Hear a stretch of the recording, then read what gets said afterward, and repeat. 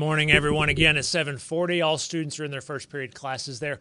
Let's begin our day today by rising. Let's all turn and face the flag of the United States of America. We'll begin our day with the Pledge of Allegiance.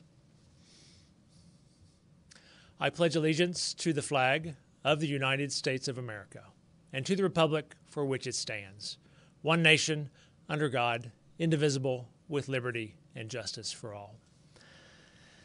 Thank you, Ann. Good morning again. I want to take a few minutes this morning just to kind of pause and reflect and kind of look back on our last 48 hours. It's been a difficult 48 hours for many people and a stressful time, we know, for some students and parents and our staff as well.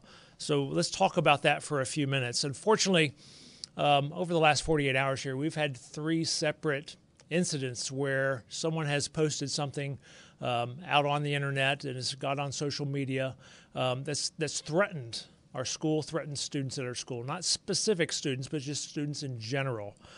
And also, each of these 3 situations have been handled very quickly by our school staff and by law enforcement, by the Boone County Sheriff's Department. So we thank those groups for all that work that they do.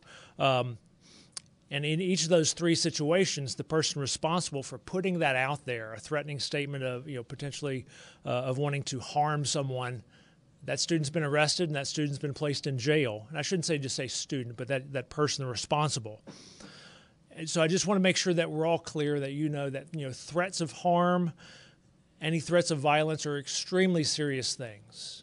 And we will take every step that we can to make sure that those things don't happen. And we will hold responsible the people that do those things.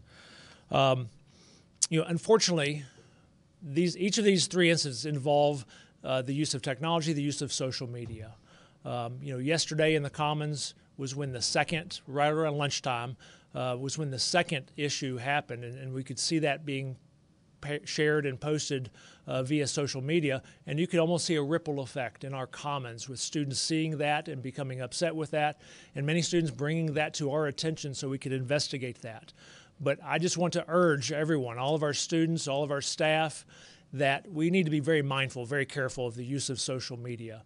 In some cases, as is yesterday afternoon, some of that information was shared via social media amongst some of the circles of friends and other people that you have on social media before we were able to get to it from a school standpoint or a law enforcement standpoint. So be sure you share that information with the authorities, whether that's someone at the school or whether that's law enforcement and an issue comes up. Because when you share it out broadly to everyone, it does get repeated and shared again and again, and that can create a level of anxiety, a level of panic, a level of worry in everyone. Not that we want to hide or sit on things, but be sure you're communicating to the right people so we can start investigating, get in the middle of the issue, and take care of that before it gets spread and creates a wide swath of panic and anxiety.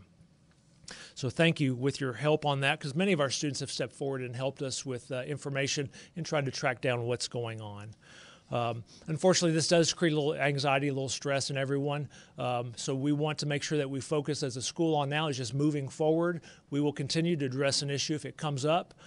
Fortunately, each of these 3 incidences, there's never been any true information or true evidence that there's going to be action to follow up threatening words. So that is a good thing, and we would take that very seriously if that does happen. But we don't have evidence there's a true threat to our safety and to our health here at school. So we want to focus on moving forward. We don't want to let these actions of a few people dictate what we do and dictate how we live our lives and how we go about school.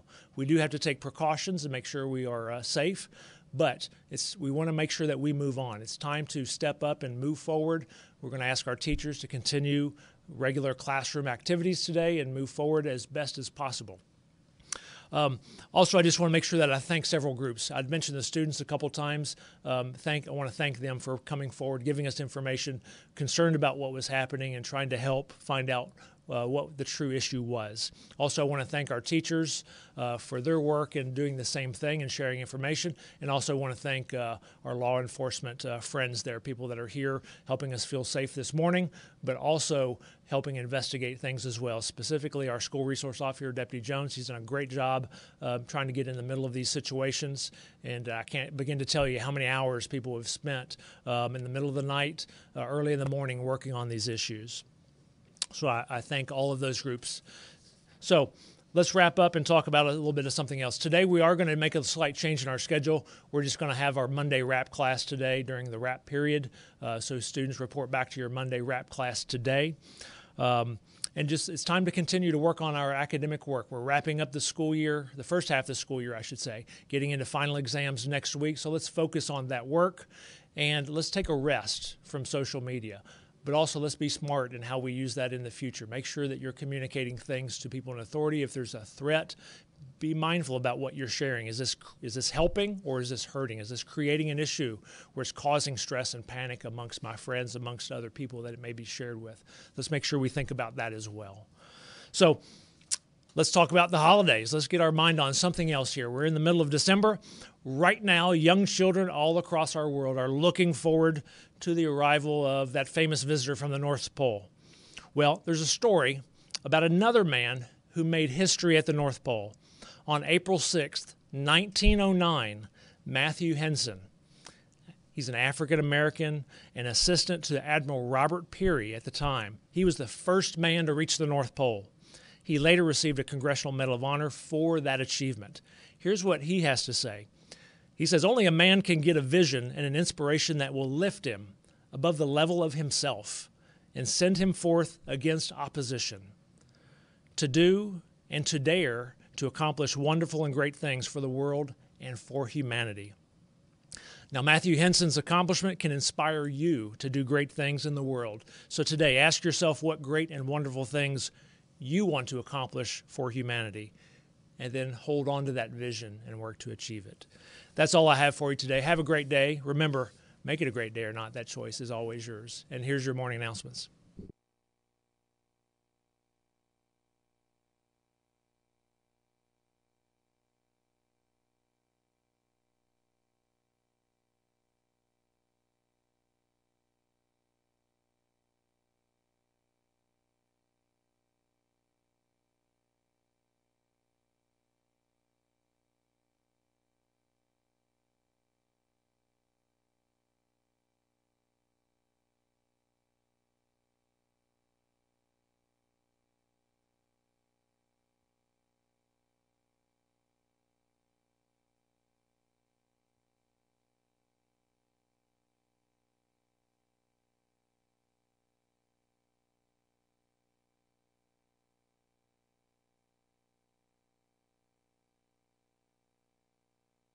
Sign up outside of room 234 or find a flyer posted around the school. Senior dinner dance tickets are on sale in room 208 until December 14th. Seniors cost is $50 and guest cost $55. Ticket request forms are available outside room 208 and on the senior canvas page. Tickets cannot be sold after the 14th, so get them now.